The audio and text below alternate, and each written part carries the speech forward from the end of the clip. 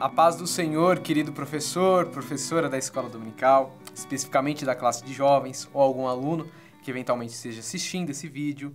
Estamos aqui para mais uma aula de subsídio e hoje nós vamos falar sobre a lição de número 12, ok?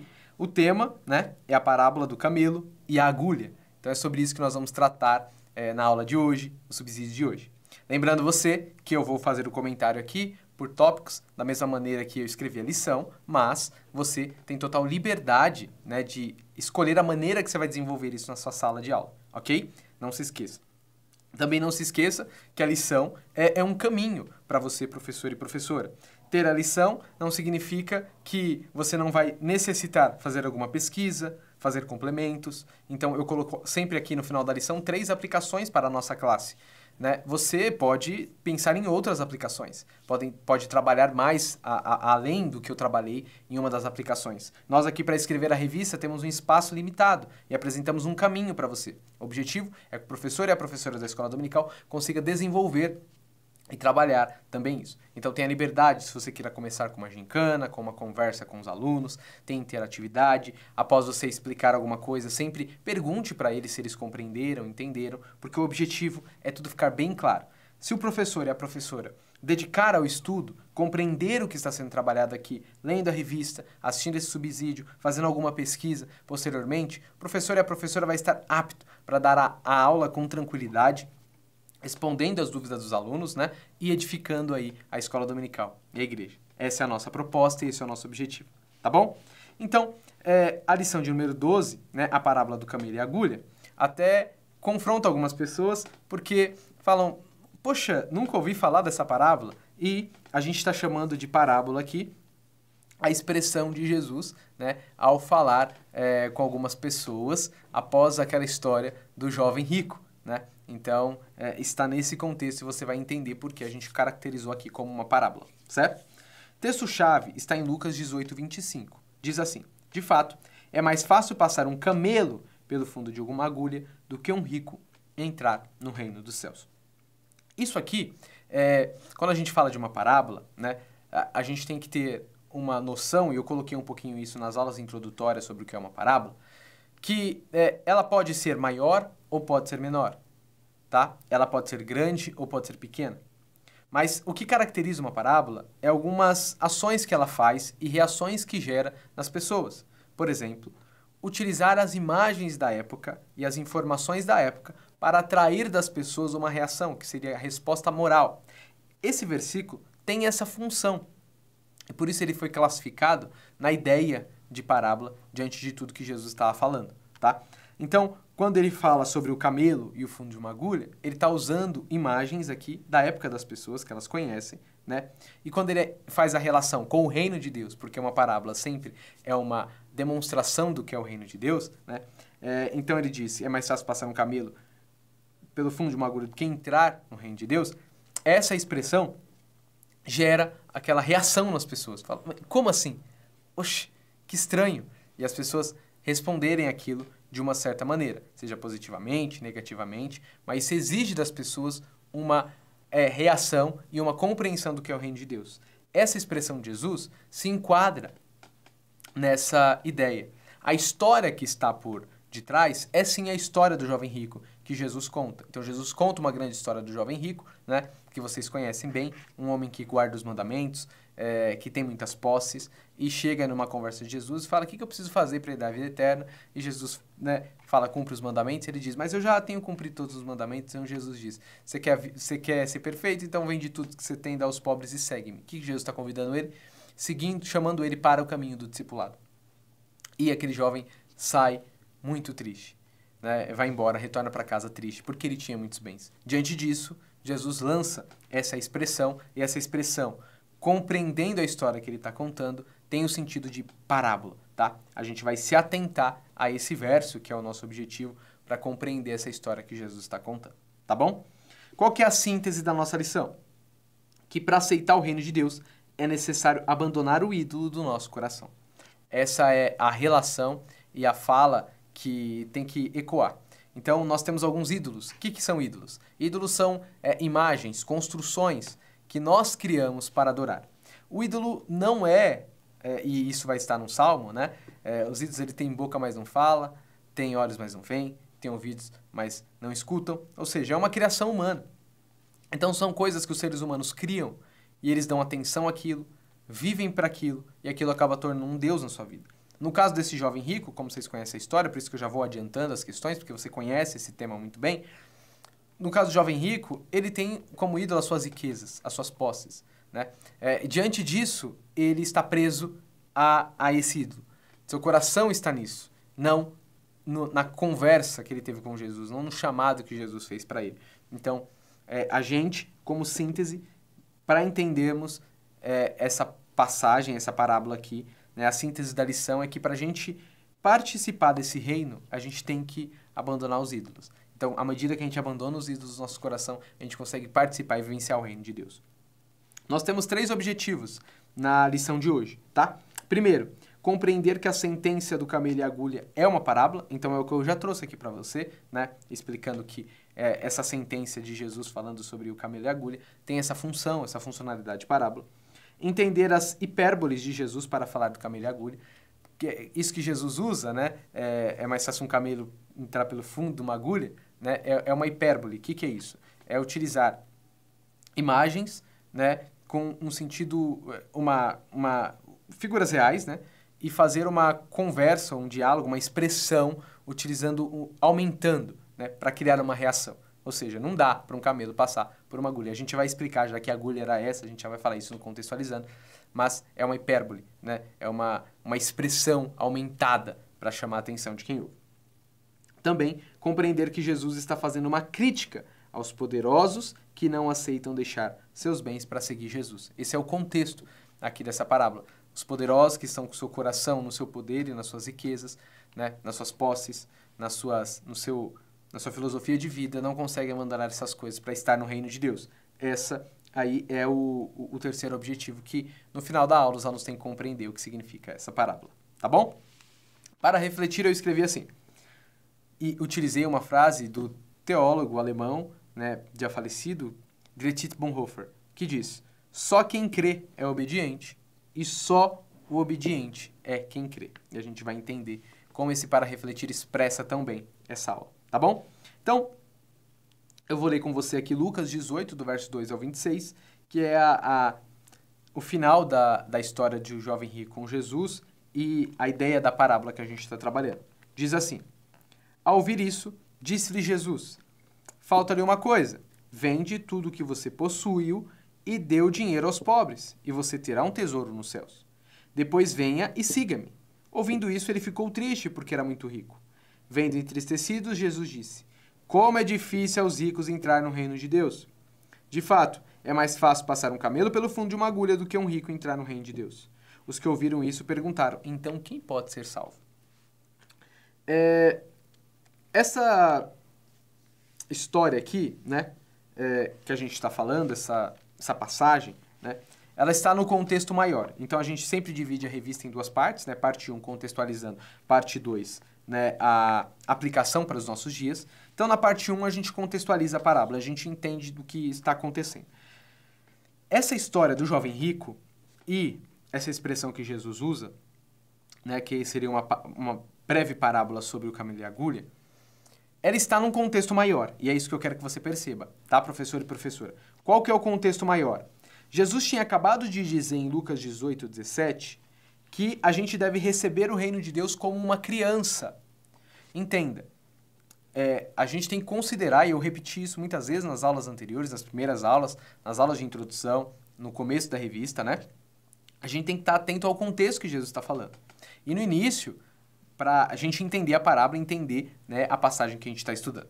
E no início, Jesus está falando sobre, né, recebendo as crianças e diz: nós devemos receber o reino de Deus como uma criança. É a conclusão ali da fala que ele está dizendo, né? E se a gente olhar bem, uma criança, né, ela confia, né? Vê um filho com o pai, né, o filho se lança aos braços do pai, confia no pai, tem segurança.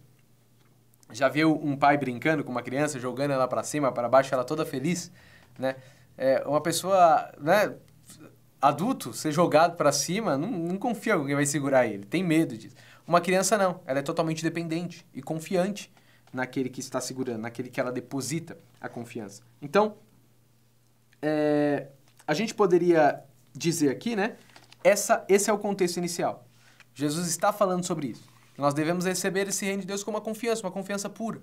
Uma confiança, até de certo modo a gente diria aqui, ingênua, sem preocupado com as outras coisas, mas totalmente dependente do Senhor. Após dizer isso, tá? Jesus vai trazer essa história do jovem rico. Jesus vai trazer, né, essa ideia. E o que é importante a gente já aprender aqui sobre esse contexto que a gente está trabalhando, sobre essa história do jovem rico, é o seguinte. O jovem, ele sai triste porque ele tem muitas posses. E a gente não pode esquecer algo que a gente já falou em outras aulas, né? A gente contextualizar, é que ter terras, ter posse, ter dinheiro para um judeu é algo bom. É algo que Deus lhe deu. É algo que está relacionado não só com o dinheiro, mas com a sua dignidade, com a sua religião, com as suas crenças mais internas. Então, ter terra, ter posse, significa que ele é alguém abençoado, que é alguém que é bem visto pela sociedade, alguém de dignidade, tá? Isso é uma informação importante a gente se atentar, tá? Então, ter herança, eu coloquei aqui no primeiro ponto, né? Significa estar na antiga aliança com Deus de Israel, que é essa beleza de ter a terra, ter a posse, tá? Só que Jesus, ele está inaugurando uma nova aliança, certo? É isso que nós estamos vendo. Jesus está inaugurando o seu reino. E para herdar a vida eterna, que é a nova vida em Cristo, o jovem rico tinha que abandonar os valores da antiga aliança e entregar-se total confiança à proposta do reino de Deus, assim como uma criança confia em sua mãe. Então, o adulto, ele confia na sua terra, o adulto confia nas suas posses, o adulto ele quer ter uma casa própria, ele quer ter um carro, o adulto quer ter suas coisas, porque é isso que garante para ele a estabilidade. Uma criança, o que garante para ela a estabilidade? Ela confia em quem? Ela confia no seu pai, na sua mãe. Ela não está preocupada em ter coisas, ela está preocupada em ter um relacionamento com aquela pessoa. Você consegue entender isso? A diferença de uma criança para um adulto? Por que eu estou falando isso? Porque Jesus tinha acabado de falar que nós devemos receber o reino de Deus como uma criança. E agora ele vai falar de um jovem rico. São opostos. Uma oposição. Uma coisa é uma criança que está preocupada com o relacionamento daquele que cuida dela, ela é totalmente dependente. Outra coisa é um adulto, que vai construindo a sua vida, o seu império em torno das coisas que pode garantir para ele estabilidade, segurança, confiança. O que Jesus está fazendo é que está fazendo uma mudança aqui, a gente diria hermenêutica, né? Enquanto o jovem está apegado às tradições de Israel, às leis de Israel, pensando, eu tenho posse, eu tenho terra, eu sou abençoado, eu sou digno, Jesus está dizendo assim, mas lembre-se, é como se Jesus estivesse dizendo, tá? Como se Jesus estivesse dizendo, para você não pensar que está isso no texto, né? É como se Jesus estivesse dizendo, mas você está esquecendo de Abraão, que deixa tudo, né? Sai da sua terra, da tua parentela e vai pela fé, como uma criança, uma confiança na palavra do Senhor. E é isso que Jesus pede para aquele jovem, deixa tudo e me segue.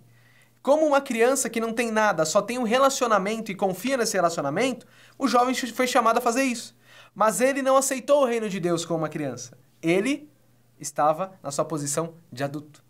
E agora o reino de Deus, e a proposta do reino de Deus é assim. Nós vivemos pela fé, com uma confiança, como uma criança, que confia nas palavras do Senhor, segue-se Jesus e confia que Ele vai cuidar da caminhada. Mas quem confia na sua terra, quem confia nas suas tradições, quem confia no seu poder, não consegue se lançar com essa fé.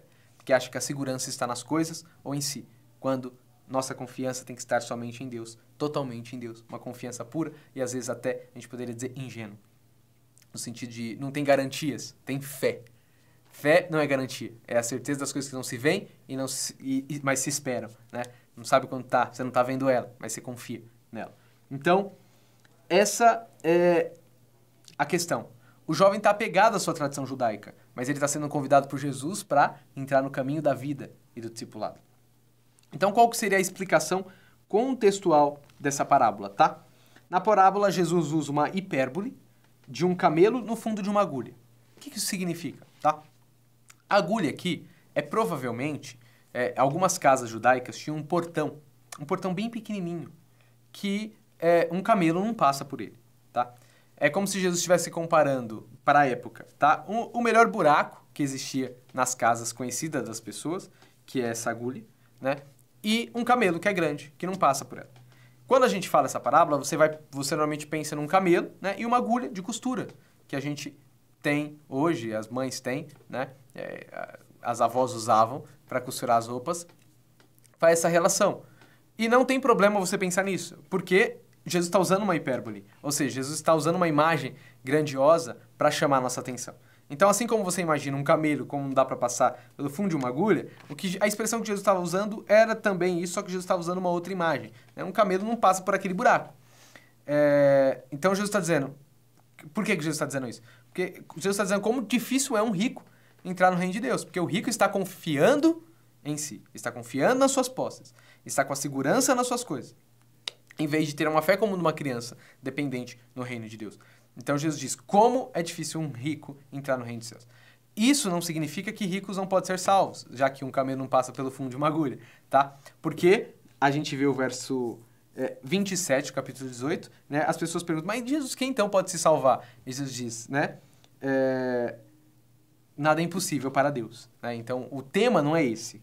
Se um rico pode ser salvo ou não pode ser salvo. Jesus está usando uma hipérbole para chamar a atenção daqueles que confiam nas suas riquezas, nas suas posses, na sua identidade, e não são como uma criança que dependem daquele que cuida delas, que é o Senhor, no caso. Então, é isso que você precisa entender. Ser salvo depende de Deus, é possível para Deus, né? Mas Jesus está aqui chamando a atenção, confrontando aqueles que confiam nas suas posses, na sua riqueza, tá bom? Jesus aqui, no fundo, ele está criticando, né, as pessoas importantes e de posses materiais que resistem em confiar na mensagem do reino e seguir o caminho do Senhor, assim como a criança faz e confia e ama. Estamos aqui diante de uma crítica severa de Jesus. Numa análise contextual, a gente pode dizer que a crítica são os que recusam o caminho do discipulado cristão por apego ao pensamento da antiga aliança e riquezas. Para entrar no reino de Deus, é necessário deixar de confiar em si e na segurança que tem na terra para aceitar o caminho do discipulado, tá? A gente não sabe para onde vai, mas o que importa é que estamos com Jesus. É assim a confiança de uma criança com seus pais. O contrário da confiança genuína é alguém que tem posses e riquezas e só consegue confiar em si. Então aqui, essas frases finais esboçam essa informação que eu já estou trazendo para você, esse contraste de alguém que confia nas suas posses, na sua identidade, na sua terra, em vez de confiar em Jesus. Qual que é a proposta? O caminho que Jesus está propondo é o que ele já propôs para os outros discípulos. Deixem as coisas e sigam-me. Ou vão sem bolsa, sem nada. Vão, né, e vão para a missão. O caminho de Jesus e o caminho dos discípulos com Jesus é o caminho da confiança nas palavras de Jesus, confiança no que Jesus declara e que Jesus propõe. Cristãos confiam nas palavras do seu Senhor. Vivem para o seu Senhor. Não devem ter e pensar que terão segurança em outras coisas ou outras pessoas. Isso não traz segurança, tá? É essa a ideia e o contraste que nós temos aqui. Aí a gente vai para a parte 2. Entendemos a parábola, entendemos o que Jesus está falando, entendemos a hipérbole que Jesus usa. Na parte 2 a gente tem aplicações para os nossos dias. E eu trouxe 3 aplicações aqui, como de costume. A primeira é, quem tem fé, obedece. Daí passa a ter mais fé ainda. Isso aqui é o que traz e ecoa a frase do teólogo que eu utilizei, Dietrich Bonhoeffer, que ele diz, só quem crê é obediente, e só obediente é o que crê. O que essa frase significa? O que a gente pode aprender com essa frase? O que você pode ensinar na sua classe, né, na sua sala de aula, utilizando essa história, esse contexto e essa aplicação aqui de que quem tem fé obedece, daí passa a ter mais fé ainda. Veja, o jovem rico, ele está diante do Senhor. Ele está diante do Senhor. E Jesus fala, deixa suas coisas e segue-me. Para ele fazer isso, o que ele precisa? Ele precisa do quê para tomar essa decisão? Ele precisa de fé. O que é fé? Fé é confiança. Ele precisa confiar no Senhor, nas palavras de Jesus, ao invés de confiar em si, nas suas posses, na sua herança. Esse é o contraste.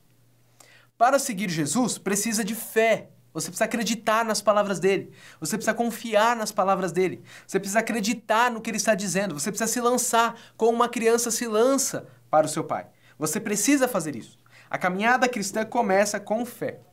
Então, só quem crê, só quem acredita, só quem tem fé é obediente. Porque ouve as palavras e obedece elas. Não obedece porque entende tudo, porque sabe tudo, porque ali você tem certeza que tudo vai ser melhor do que foi, mas porque você confia no convite, você confia na chamada, você se lança a Jesus. Ao se lançar a Jesus, você ganha mais fé ainda. Porque é a mesma experiência que Jesus fez com os outros discípulos. Esse jovem rico, ele tinha a oportunidade de ser um discípulo, como a gente sabe o nome de Pedro, João, Tiago. Esse jovem rico, a gente não tem o nome dele. Por quê? Porque ele foi como esse camelo que não consegue passar por uma agulha, tá? Pelo buraco de uma agulha, por baixo por essa agulha que a gente comentou aqui. Por que isso está acontecendo? Os discípulos ouviram Jesus dizer, segue-me, e eles deram o passo. E aí? O que aconteceu?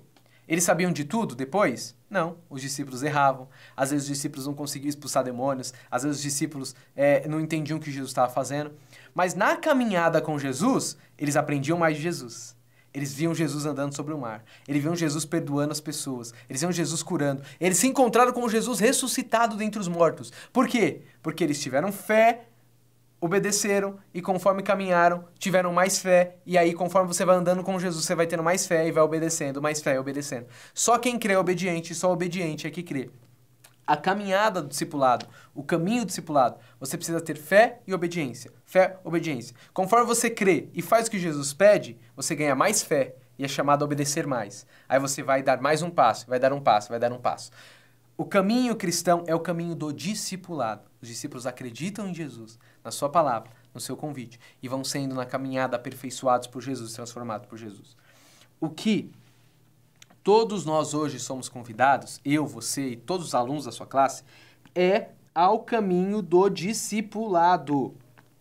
A fé cristã é um caminho de discipulado. A vida cristã é um caminho de discipulado. O que é isso?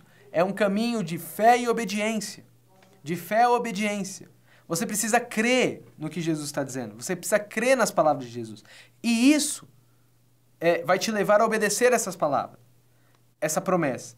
E ao obedecer isso, você vai tendo mais fé e vai conseguindo obedecer mais. Então, às vezes é dito para você orar. E você não ora. Você não acredita nisso. Você não dá o passo da oração.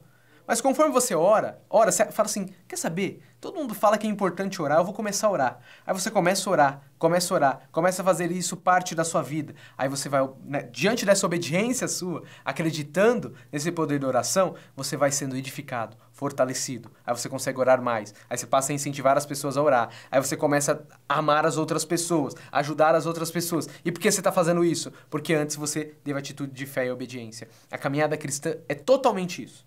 É caminho de fé e obediência, é caminho de fé e obediência, tá? É isso que só somos chamados a vivenciar. Só quem crê realmente em Jesus, que Ele é o Senhor e está no controle de tudo, consegue desprender-se do tanto que ama e almeja para seguir Jesus em primeiro lugar. Então, é preciso você confiar mais nas palavras de Jesus, mais na palavra de Deus, mais do que você aprende do reino de Deus, do que no que você pode fazer, na segurança que você tem e nas propostas e ideologias que oferecem para você, tá? Jesus é o caminho, a verdade e a vida. Então, somos discípulos de Jesus, então temos que confiar na palavra de Deus e obedecer essa palavra. A dinâmica do discípulo no reino de Deus é confiar e praticar, confiar e praticar, confiar e praticar. É isso que todos os nossos jovens e adolescentes precisam entender, tá? Todos nós não podemos só dizer, eu acredito em Deus, e vive como se quer viver. Não, se você acredita em Deus, você obedece às suas palavras, você faz o que Ele chama, você vive para Ele. E nesse passo você vai ganhar mais fé, mais fé, mais fé. Então, os jovens precisam acreditar e entender que eles podem dar passos de fé. Eles podem orar, eles podem jejuar, eles podem buscar amar, eles podem servir na reino de Deus, eles podem adorar. Que essas atitudes, esses passos, confiando nas palavras do Senhor, vão trazer para eles fortalecimento e vida. Resumindo, o jovem, o adolescente, nós, como cristãos, não podemos ficar parados. Nós confiamos no Senhor e nós praticamos. A prática nos leva a confiar mais ao Senhor, e aí nós praticamos mais. Mas essa prática vai nos levando mais fé, e aí mais nós fazemos. Essa é a dinâmica do reino. Segundo ponto é, a salvação diz respeito ao caminho e à chegada. O que eu desenvolvi nesse ponto? Eu acho interessante que a gente aprende com essa parábola. Quando Jesus nos chama para o caminho do discipulado, quando Jesus nos chama para acreditar na sua palavra, confiar e segui-lo, como ele faz para esse jovem, a gente precisa entender que isso é ser salvo. Às vezes as pessoas acham que salvação é um dia, quando você estiver no céu, lá no futuro distante. Mas os cristãos não acreditavam nisso. Ser salvo é você ser salvo de você, desse mundo, das suas riquezas, da sua segurança, dos desejos do seu coração e viver para o reino de Deus, entrar no reino de Deus. Como você entra no reino de Deus? É só num futuro distante? Não. Você entra no reino de Deus quando você acredita no Senhor Jesus e você caminha com Jesus. Você caminha nesse caminho do discipulado. Você vira discípulo de Jesus. Aí você entra no reino de Deus, ok? Então, ao entrar no reino de Deus, você é salvo. A salvação é na caminhada. A caminhada é salvação. É claro que você não vive a salvação plenamente. Ainda que tem choro, ainda que nós falhamos, ainda nós erramos, ainda nós vemos a glória plena do Senhor. Veremos isso em um dia. E teremos essa vivência da salvação plenamente. Mas você precisa entender que eu e você precisamos do reino de Deus. Precisamos caminhar com o Senhor. Precisamos fazer a vontade dele, porque isso é uma vida de salvação. Isso é o estilo de vida da salvação. Isso é participar da salvação de Deus. Salvação não diz respeito apenas à chegada, ao final. Diz respeito também ao caminho. Quem está ao caminho está vivendo os frutos do reino de Deus e vivendo uma vida de salvação. Vive em parte o que viverá plenamente e eternamente. Tá bom? Então, todos os jovens e adolescentes precisam ter a ciência de que não podemos sair do caminho discipulado. Nós não podemos sair desse caminho. Estamos numa caminhada com Jesus e nessa caminhada seremos aos poucos transformados, pois o reino de Deus nos faz amadurecer e crescer. Terceiro ponto que eu coloquei aqui é uma indagação. Onde está o seu coração? Onde está o meu coração? Tá? O jovem tinha muitas riquezas e não conseguia se desprender dos seus bens para seguir Jesus. Não seria um bom momento para avaliarmos o nosso coração? Onde está o teu coração? O que você gasta horas do seu dia? O que você gasta tempo do seu dia?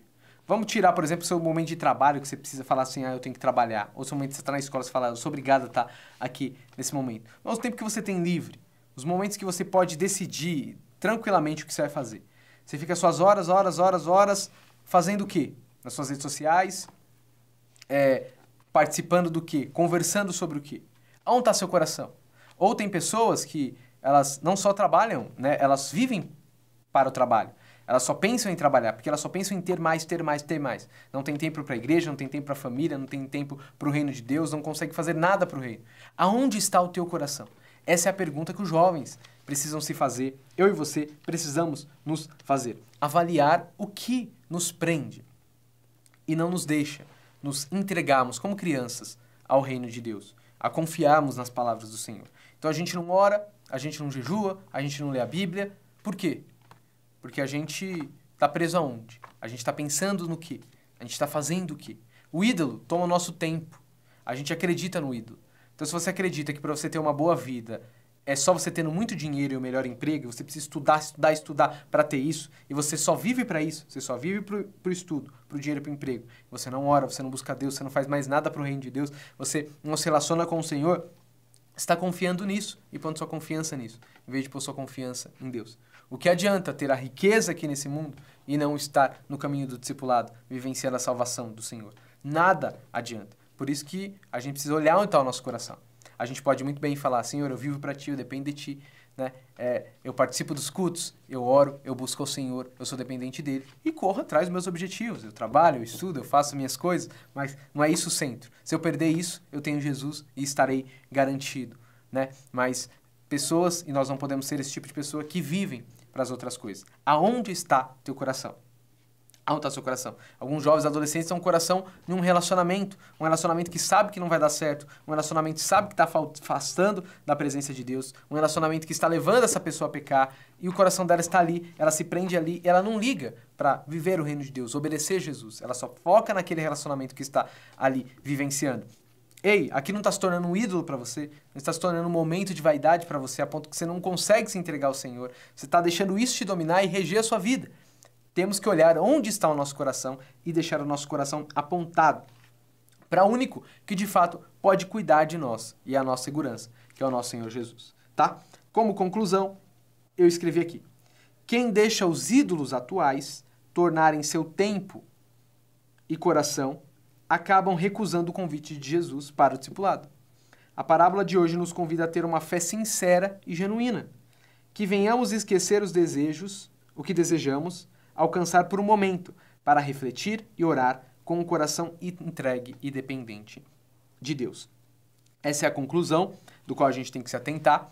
Esse é um caminho para a gente lembrar, e a aula de hoje, no fundo, é um grande caminho para a gente se atentar que quem tem seus corações apegado a si, às suas tradições, aos seus desejos, a ideologias, não consegue vivenciar o caminho do discipulado.